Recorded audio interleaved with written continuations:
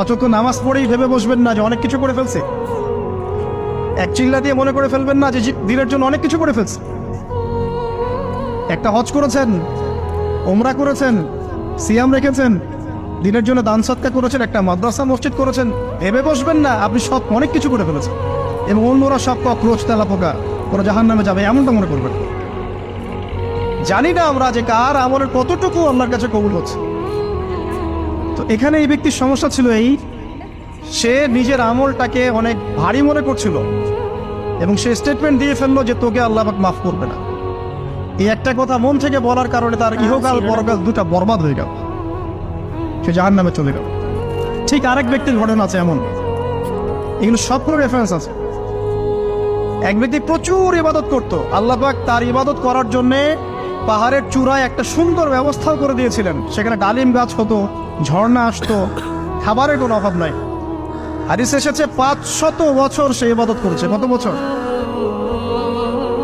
কিয়ামতের মাঠে এই ব্যক্তির অবস্থা এমন হবে, তাকে জান্নাতে প্রবেশ করানোর জন্য নিয়ে যেতে বলা হবে যাও আমার রহমতে জান্নাতে চলে যাও। আল্লাহ পাক তাকে এই কথাটা বলবেন, কিন্তু এই ব্যক্তি বলবে আমার আমলের কারণে আল্লাহ পাক বলবেন আমার রহমতে জান্নাতে চলে যাও। ব্যক্তি বলবে আমার আমলের কারণে।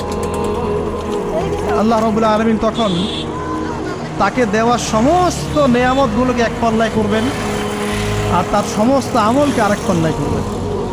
তারপর দেখা যাবে আল্লাহর সমস্ত নেয়ামত তার একটা চোখের সমান হয় নাই। কথা কি বুঝতে পারছেন? একটা চোখের যে নেয়ামত আল্লাহ পাকের, সমস্ত আমল ও 500 বছরের ইবাদত এতটুকু হয়নি। তারপর তাকে বলা হবে ওকে জাহান্নামে নিয়ে যাও।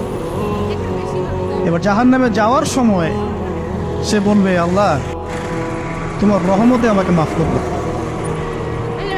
তখন আল্লাহ পাক তাকে আবার ডেকে নিয়ে আসবে, বলবেন যে তোমাকে যে আমি ইবাদত করার জায়গা করে দিয়েছিলাম, এটাকে তুমি নিজে করেছো না আমি করেছি?